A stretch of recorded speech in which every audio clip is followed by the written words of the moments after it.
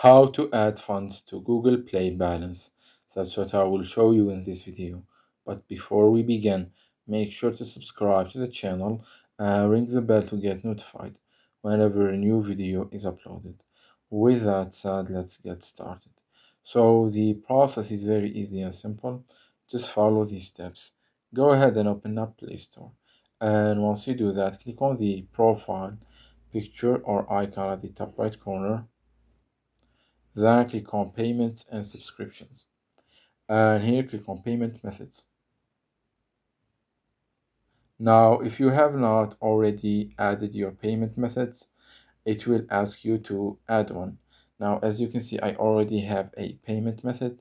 So once you do add your payment method, you will get to the same page as I have right here, from which you need to click on buy Google Play credit and then select your amount. Then click on continue.